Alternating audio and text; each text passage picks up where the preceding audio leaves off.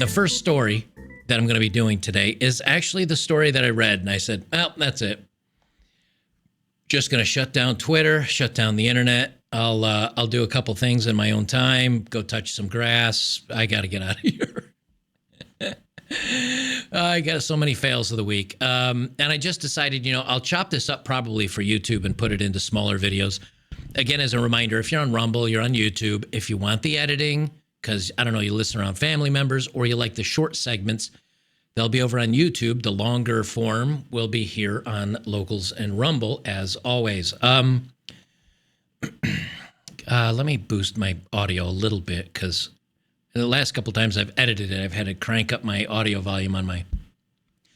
All right, fails of the week. I saw this story, and it made me realize something.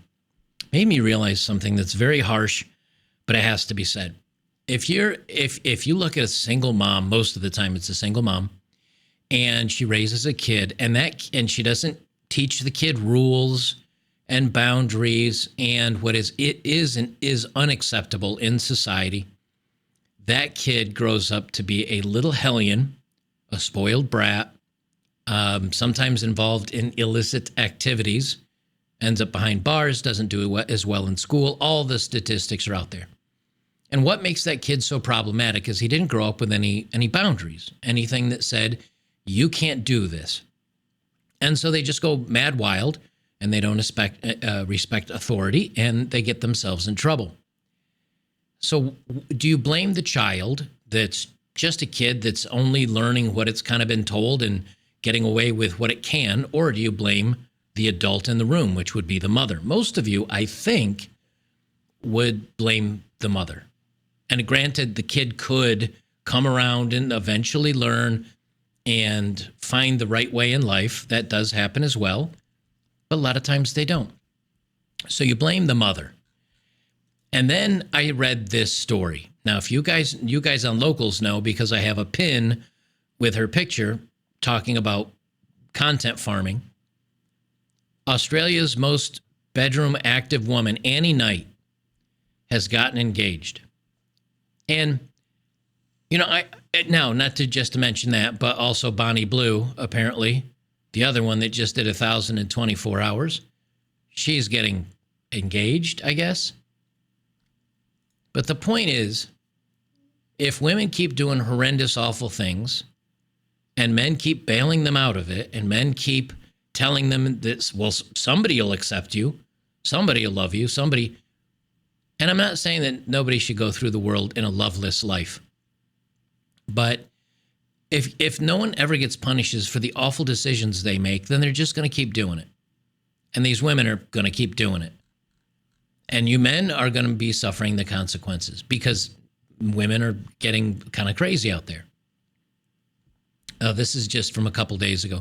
Most of these are from a couple days ago because I was looking at this stuff on Saturday and well, actually Sunday I didn't have internet, but on Saturday. And that's why I was like, okay, I'm just going to get off the internet for a little while. Australia's most bedroom active woman shares the moment she got engaged. I'll just play the video. I don't think this has cringe music over it. If it does, I'll mute it for YouTube. We actually don't have much planned. I am feeling a lot better though, which is good. Tonight we're going to dinner at Spargo in Beverly Hills, and yeah, I think we're just going for a little wander today, maybe doing some shopping. I'm not really sure. I'll bring you along. Oh, also this is the fit.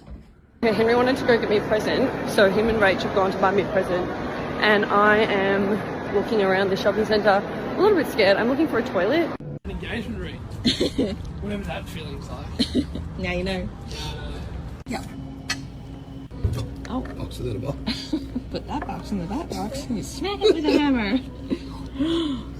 Somebody go kidding.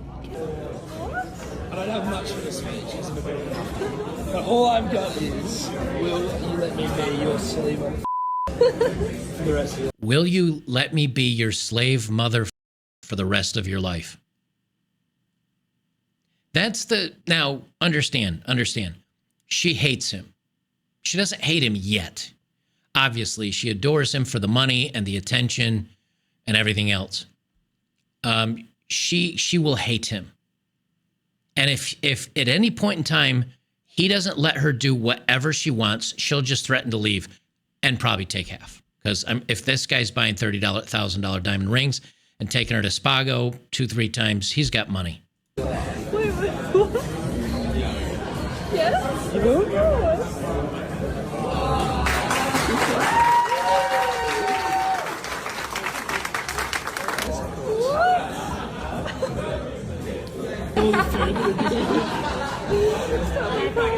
It's just a couple seconds left till the cringe fest is over, I promise. Why am I really crying? That's honestly really surprising. That's it. What incentive do women have to not do insane, crazy, awful things when they can still find a guy?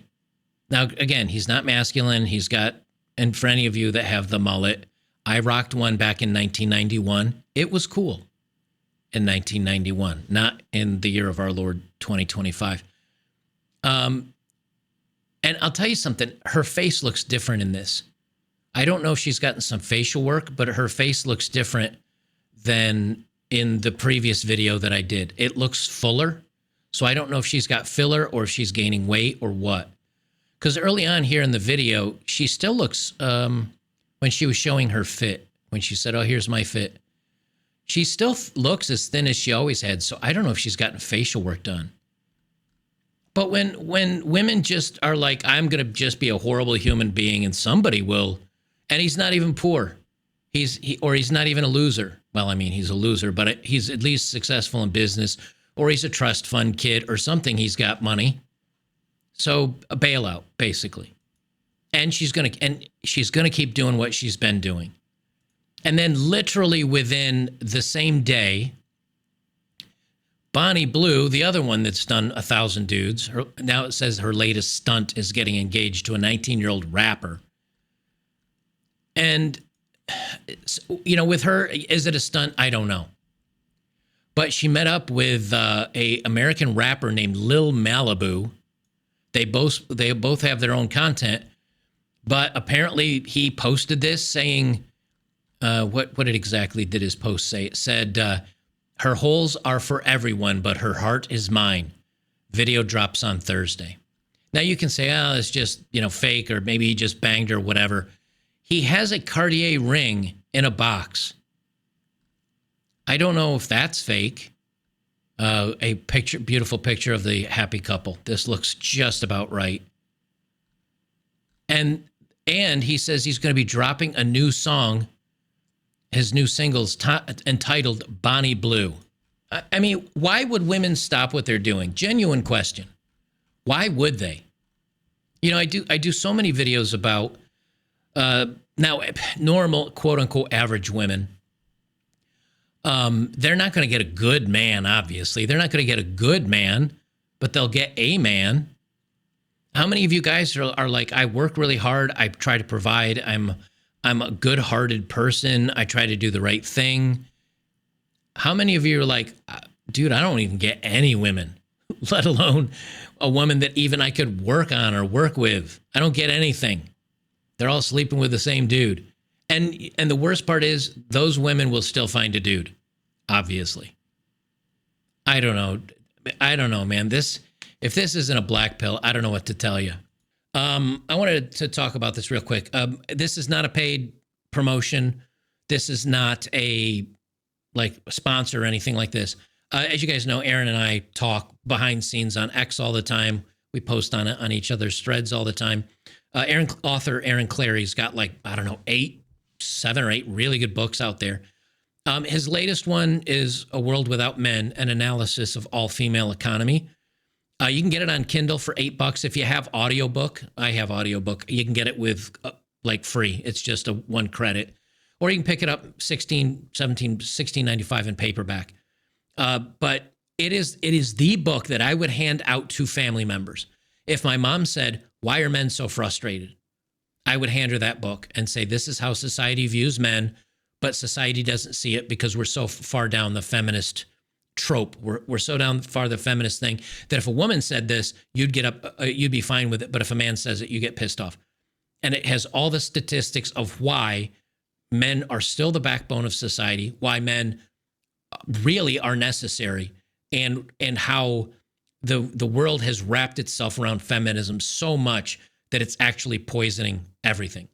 But anyway, I told him, because we talked, he said, oh man, I got my new book. And I was asking him how he's going. He said, hey, would you mention it? I said, yeah, because I've had it on audiobook. I popped in a headset. It's about 5 or 6 hours on audiobook. And whenever I'm on my treadmill or walker, I listen to it. So give him a little support, give him some love. It's a great book. And I probably should get this in paperback and just hand it to my mom, hand it to all the women in my life and be like, this is why, damn it. I wanted to play this through. And only the first part do I need to speak over. The rest of it, I don't need to say anything for. But I want to talk about this first part, because not only has the UK brought in the no samurai sword, no knife policy stuff, but the Sentencing Council has rejected an appeal to change sentencing guidelines. So now they will literally give white men harsher, longer sentences because they are white men. This is from just a few days ago. This is a real thing. Well, look, I'm disappointed in this response, and the Lord Chancellor is obviously continuing to engage on this, and we're considering our response. And all options are on the table, but I am disappointed at this outcome, and now we'll have to consider what we do as a result. Well, let's cross live to our political editor, Christopher Hope. Now, it seems to me, Chopper, that the politicians want the Sentencing Council to change their direction here, but they're not willing to legislate to do so. They're in a bit of a war of words here.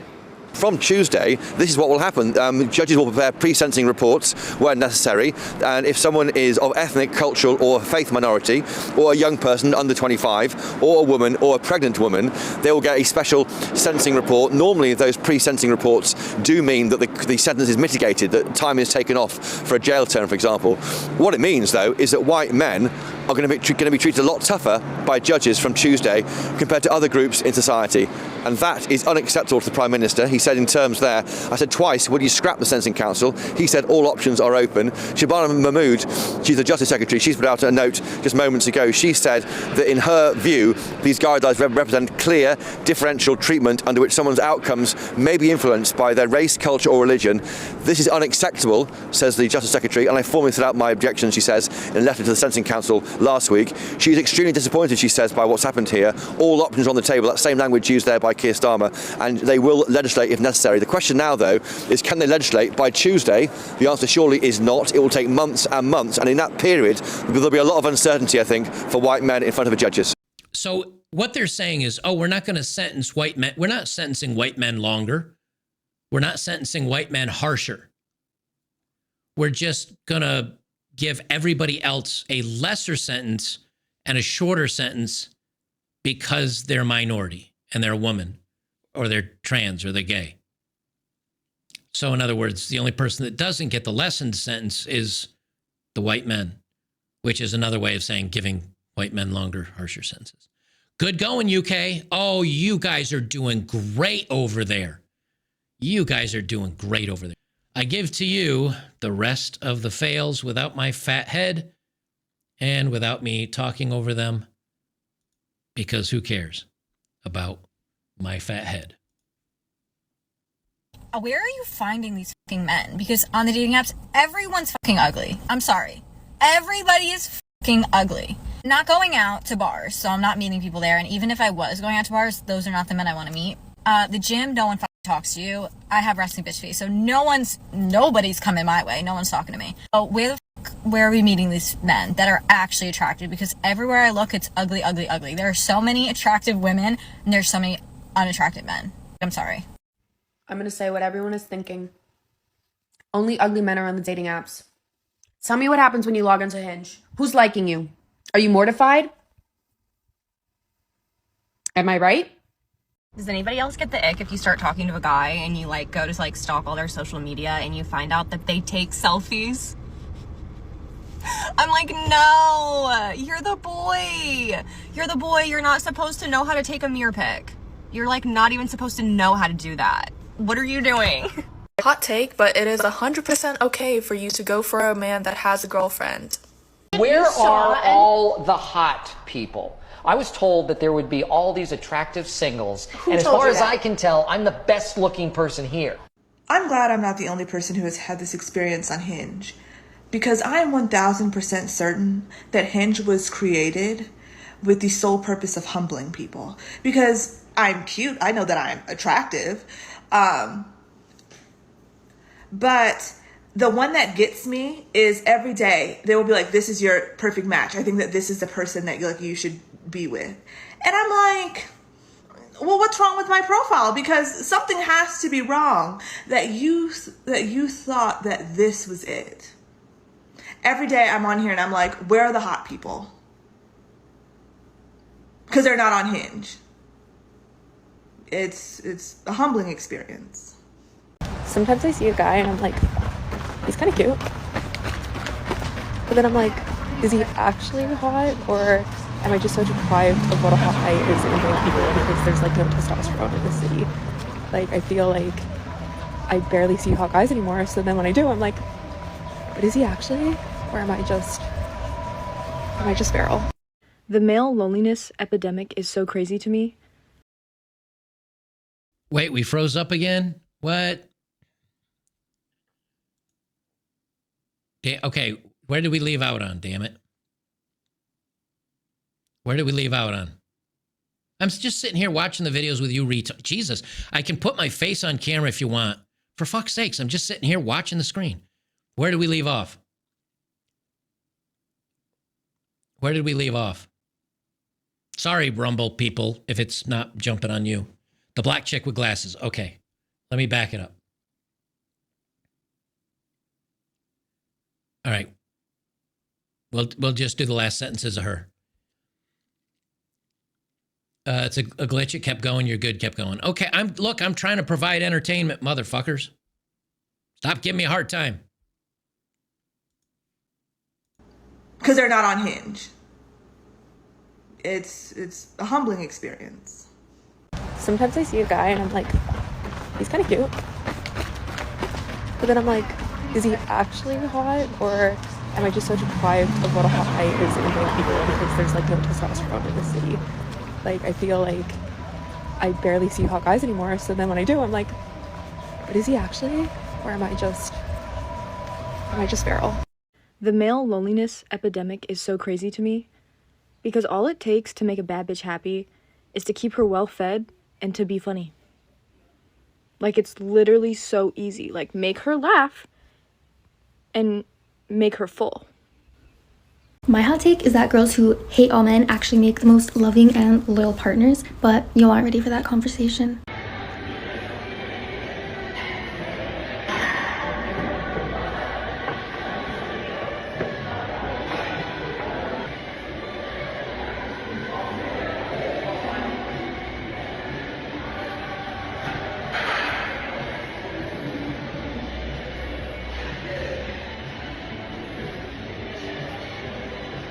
Story time on how politics were in my last relationship. So let me set the scene for you. I was dating this guy. We'd been dating for 5 months.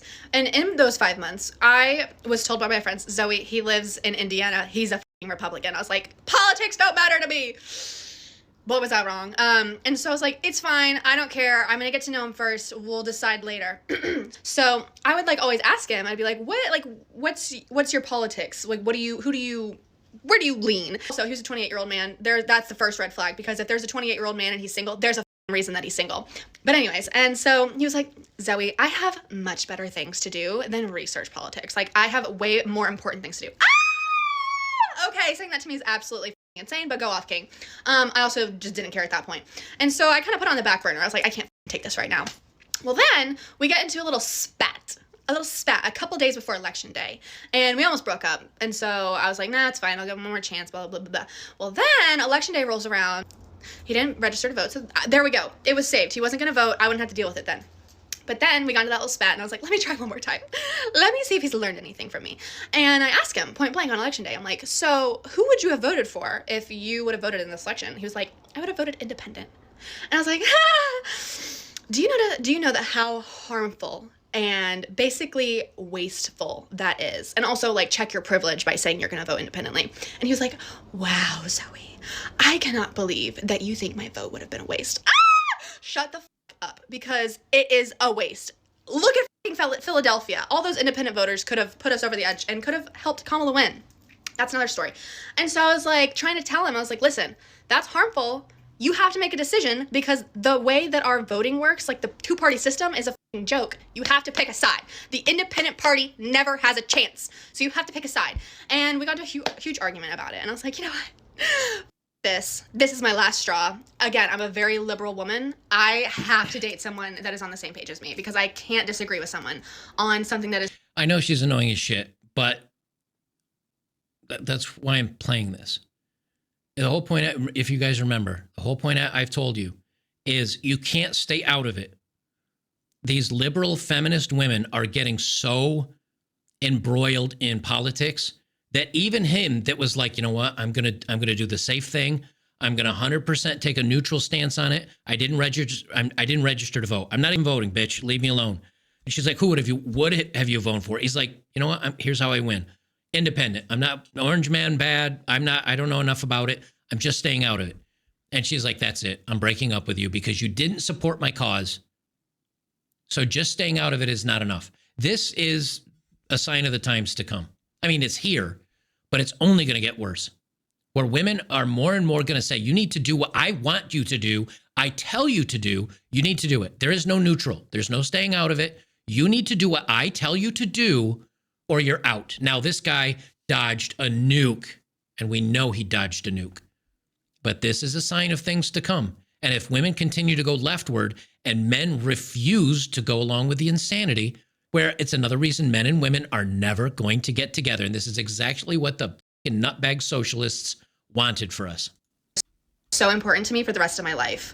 For me, I don't want to marry you and I don't want to date you. So we ended it. And no regrets. I've been single ever since. It was awesome. It's been awesome. What do you think the most attractive quality is in a man? Someone who sees you for more than anything sexual. That honestly, at this point, anyone who sees you for who you really are, actually cares about how you're doing in life. Like, that's about it. What would you say a woman's purpose is then? To find her true self and to work for things for herself. I don't think that any man should be working for. Okay. What would you say a man's purpose is? And honestly, at this point, I really don't know. Y'all really don't have a purpose on this world. Thank you. I hate men. Bye. You would have told me you did like only we went on the date, because like I just really can't agree with that. You know, like how am I gonna want to date somebody if they're just like putting their body online? You know, like I feel like it's not that deep. I mean, that might be what you think, but like in the future, like it's gonna really affect you. So. All right, whatever. The book is based on a survey where men and women were asked if they got 80% of everything they want in their ideal mate, would they be happy with that? And women said, no, that's settling. And men said, 80%, I'd be thrilled, that's a catch. And so 80% of the women you surveyed is settling? That's settling because, the question is, what actually makes us happy in long-term romantic love? And, that's the question that I explore in the book. And I'm a journalist, so I went out and I asked neurobiologists about chemistry, and I asked behavioral economists about demographics, and I asked marital researchers. What are women too picky about here? Well, I'll tell you, men and women were asked what would be a deal breaker for going on a second date. And men named 3 things. They said she has to be cute enough. She doesn't have to look like Angelina Jolie. She just has to be cute enough. She has to be warm and kind. And she has to be interesting to talk to. Those seem like really valid criteria. Ding, ding, ding, ding, ding. Pretty simple. Right. Okay, reasonable, right? The women came back with 300 things that would rule out a guy for a second date. And we're talking about like another 2 hours and maybe a free dinner.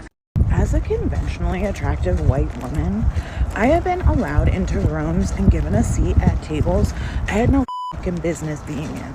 So, no, I'm not gonna shut up about injustices around me when so much privilege has been given to me simply because I look the way I do.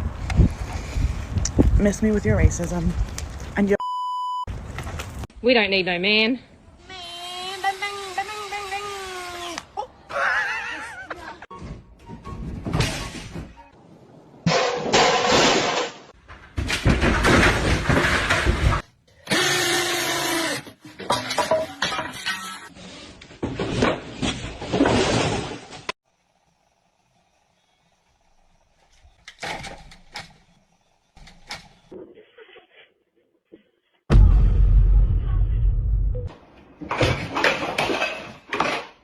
Oh my God, we're gonna need a man.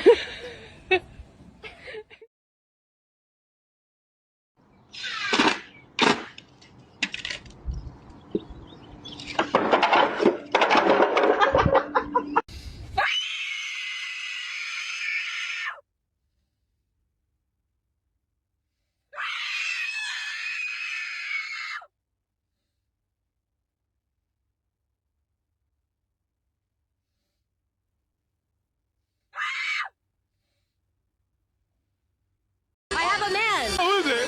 He doesn't live here. What? He lives in Michigan. He doesn't live here? No, he lives in Michigan. But you live here? Yeah, I met him here. All right, guys. I interviewed that girl, and she said she had a boyfriend in Michigan. Wow, what the fuck is going on, bro? Unacceptable behavior. Like I said, if you have a girlfriend or a boyfriend and they come to Fort Lauderdale on spring break it off. It's on. Found out today that somebody that I work with is a conservative, and he's somebody who's really intelligent, and he's somebody who works in climate tech as a super smart guy, somebody I would never have thought was conservative, and apparently he is. And it's surprising and it's disgusting, but what's most surprising to me is the level of sudden hatred that I have for him. Sudden hatred for this man who I used to respect suddenly just went boop, and I hate him now. I wanted to talk over this one as well. It's a coworker. She respected him. He's intelligent. He's nice. He's kind. He's wonderful. Oh, you voted the wrong way? I hate you now. This is where it's all going, man. I keep and so at a certain point, I think guys are going to have to realize, like, oh, you just can't, like, when it comes to dating and all that, I can be on the fence, but you can't placate them. You can't win. You can't fix this. The only way you just do what you're going to do. Even if you're like, oh, honey, I didn't do anything. I'm just neutral ground. We'll all just get along. Nope. They are activists now. Women are activists for feminism and for the left now. They just are. The only thing you can do is at least cast, and I'm not getting into the voting thing and all that right now, but at least cast a vote and neutralize their crazy ass out. You can't. That's why I say, then leave society, then get angry in the hills, not leave society, then. You can't, you got to stay in it to win it, man. Something's got to push back against these crazy women. That's all I'm saying. I'll read your Rumble rants right after this. Again, I'm just getting my face out of the way so we're not sitting here staring at me. This girl on Tinder. We went on 3 dates in 4 days. We kiss. It's cool. That's it. Then I brought it up to Graham. Graham investigates her Instagram, finds a photo with a guy. Hidden, and I click this guy's profile, and it had her name as his Instagram bio with a heart. I FaceTimed her, and I was like, hey, what's going on with this? She's like, oh, it's my ex. We broke up. He's inactive on social media. Okay. Graham DMs the guy. We call him and say, hey, just letting you know, I went on a date with this girl. What's the deal with you and her? And he's all, that... And he gets all angry. He's all, we've been dating for 2 years. I bought her a car. I gave her thousands of dollars. Yeah. We have been together in a loving relationship. Check this out. Sends me a photo of his wall, just Polaroids of them, all on the wall. And he said, thank you so much. This restores my faith in humanity. Restores and both destroys. Because the fact that someone would go out of their way to give this guy a heads up, it's the bro code. If that's happening, you gotta let the other guy know. Do you know what?